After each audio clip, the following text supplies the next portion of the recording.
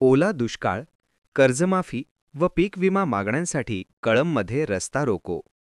धाराशिव जिल्ह्यातील कळंबमध्ये शेतकऱ्यांच्या विविध मागण्यांसाठी युवासेना उबाठा गटाच्या वतीने सोमवारी कळंब शहरातील छत्रपती शिवाजी महाराज चौकात रस्ता रोको आंदोलन करण्यात आले.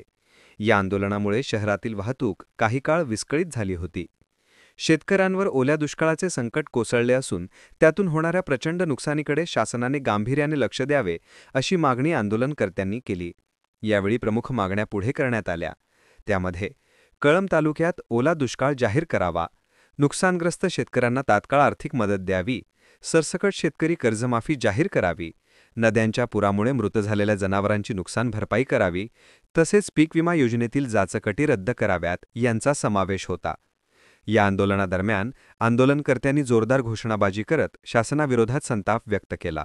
शेतकरी हिताच्या मागण्या शासनाने तातडीने मान्य न केल्यास पुढील काळात आंदोलन अधिक तीव्र करण्यात येईल, असा इशारा युवासेना पदाधिकाऱ्यांनी दिला.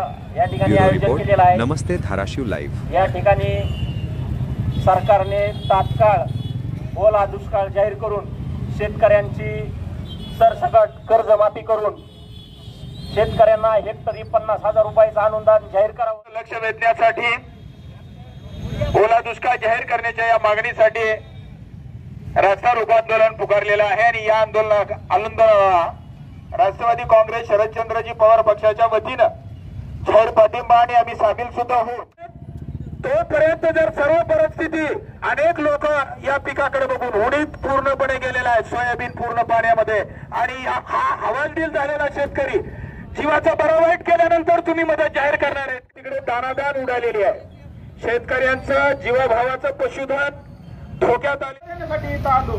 आता दुसरं आंदोलन कलेक्टर ऑफिसला असेल, त्याची पूर्णतः जबाबदारी प्रशासनाची आणि शासकीय कर्मचाऱ्यांची असेल.